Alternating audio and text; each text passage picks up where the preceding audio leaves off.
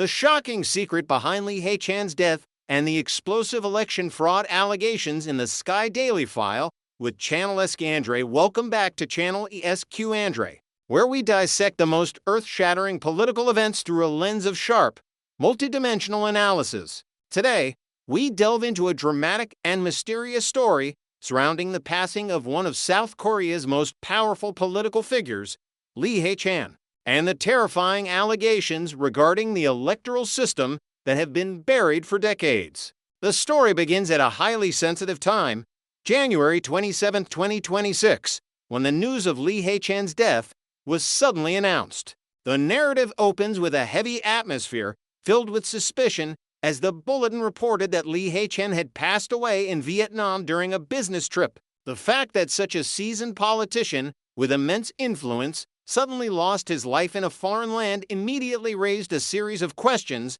about the true cause, as well as the obscure circumstances behind this fateful journey. According to initial reports, Lee Hae-chan encountered serious health issues while in Vietnam, and his condition deteriorated so badly that it led to his sudden death, leaving the public in shock. While the public had not yet recovered from the shocking news, the political machinery of the party Lee Hae-chan once served immediately launched a massive glorification process. Information surfaced that a plan to organize a society funeral, with state social honors, was being urgently pushed forward. Notably, Kim Min-seok was appointed as the co-chairman of the funeral committee. The fact that Kim Min-seok, a heavyweight figure, stepped up to handle the aftermath, along with the participation of core members of the Democratic Party of Korea and government officials, demonstrates a huge effort to create an overarching atmosphere of mourning. We can clearly see that this is not merely a funeral, but a media campaign aimed at cementing the political legacy of the deceased. However, the haste and scale of this organization have made observers even more skeptical about the underlying motives. Are they trying to use the halo of mourning to cover up hidden corners that have not yet been exposed? Returning to the events in Vietnam before Lee Hae-chan's death, the revealed details add to the story's suspense. A major question arises. Why did Lee Hae-chan go to Vietnam at that time? Before the trip took place, there was footage of him unable to walk normally, requiring the support of others. The image of a powerful man now appearing frail, relying on the physical support of those around him to move, signaled an unstable health condition. Yet, despite such physical depletion, the trip was still undertaken, and this is the key point that has caused public suspicion. As soon as he arrived in Vietnam, Lee Hae-chan showed symptoms of a cold and his health declined rapidly.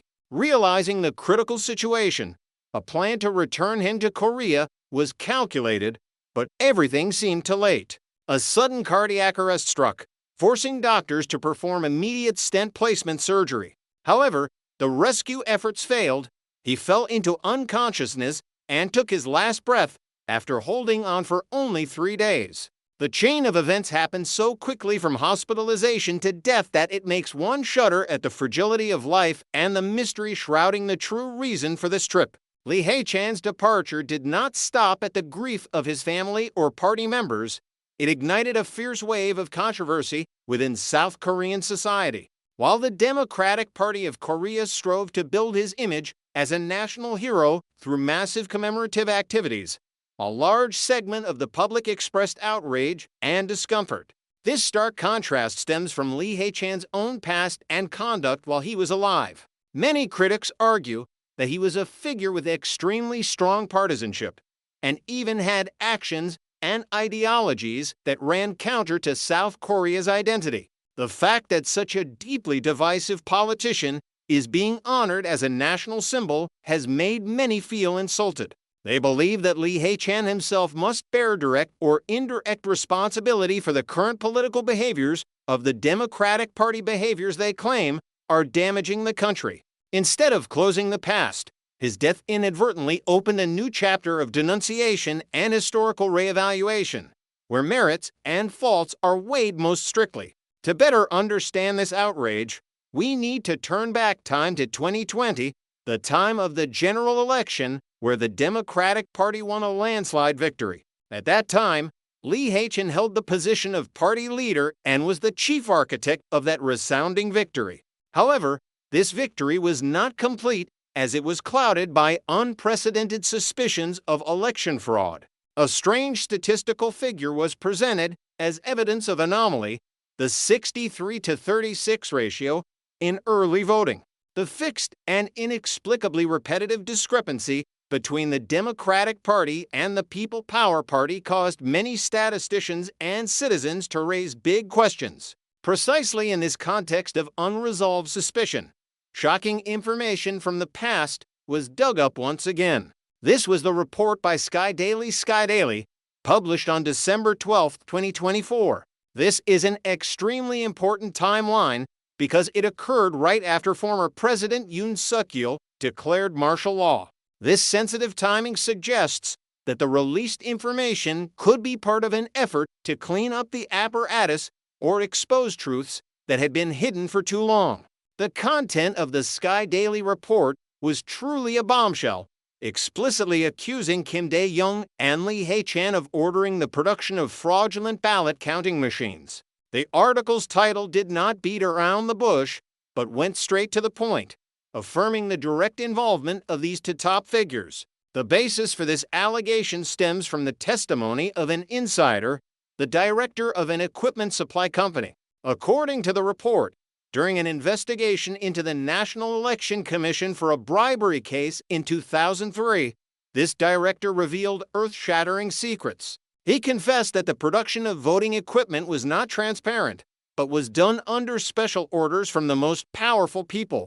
However, the terrifying part is that although the testimony was given, no investigation into election fraud was conducted. Instead, the matter was inexplicably hushed up, and the whistleblower's company was forced to close in 2004, shortly after the bribery scandal broke.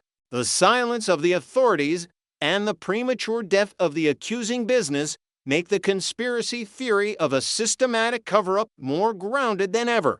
Delving deeper into the details of the report, we learn that Skydeilly exclusively obtained a document called the Election Fraud Cartel Analysis Report.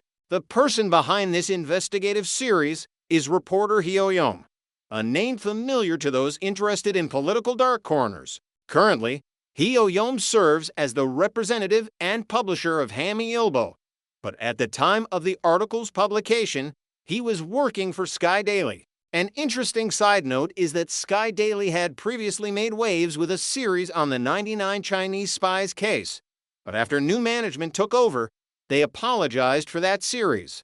This shows the political pressure and fierce struggle within media organizations when touching upon sensitive issues. However, Hee Oh-young, as an investigative journalist, did not give up. He continued his path, even establishing a new newspaper to pursue the truth, declaring he would clarify everything to the end. Reiterating the context of the article's publication on December 12, 2024, emphasizes the timeliness and courage of journalists in confronting underground forces. The core of the report published by Skydeilly is the shocking testimony regarding four figures considered the final bosses of the election fraud network, including Kim Dae-jung, Lee Hae-chan, Park Ji-won, and Shin Gun. These are names that, when mentioned, are enough to shake South Korean politics. According to this document, Ryu Jae-hwa, the CEO of Gwonu Information Communication, the unit supplying computer equipment for the election, made a declaration of conscience. He affirmed that he received direct instructions from Kim Dae-jung and Lee Hae-chan, along with Park Ji-won and Shin Gun, to manufacture electronic voting machines capable of fraud, also known as rigged voting machines. This testimony was given when Ryu Jae-hwa was arrested and investigated for bribing the Central Election Commission in 2003. Let us imagine the terrible pressure this man must have endured standing on the boundary between truth and survival. He chose to speak the truth about this shady production process, but regrettably, his voice was drowned out in the flow of power. Although Ryu Jae-hwa confessed about the fraud, the investigative agency at that time only focused on the bribery and completely ignored the allegations regarding the manufacturing of rigged voting machines. The result was that Ryu Jaewa and the computer official of the Election Commission who received the bribe were sentenced to prison. But the secret of those machines remained in the dark.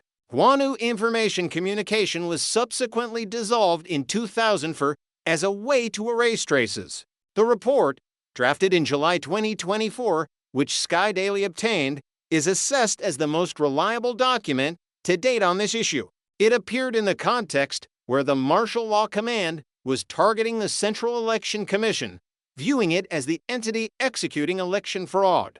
This was a time when the left wing was resisting fiercely, treating President Yoon Suk-yeol as a mortal enemy, as if he had committed a taboo by touching the dragon's reverse scale. In that chaotic and tense context, this report acted like a lighthouse illuminating the nature of the problem, helping the public understand the operating mechanism of the fraud apparatus. The report not only names the top figures, but also draws a detailed diagram of the intricate relationships between individuals and organizations participating in this ring. Names such as Jo Hae-ju, Yang Young-chul, Lee Gyun, Go Han-seok, Choi Young-muk, and Kim Min-woo where new evidence from old servers or newly appearing witnesses will play a decisive role. It is even possible that there will be more shocking revelations from technology companies that participated in this process as they feel threatened or want to find a way out.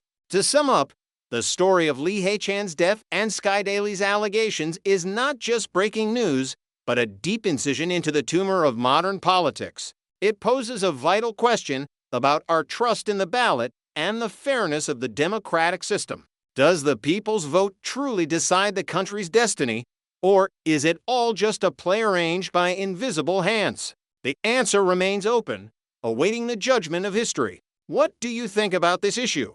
Will the truth ever be exposed, or will it be forever buried with the deceased? Please leave your comments below for us to discuss. And don't forget to subscribe to Channel ESQ Andre to not miss in-depth analyses and the latest updates on shocking global events. Your support is the motivation for us to continue the journey of seeking the truth. Thank you and see you in the next videos.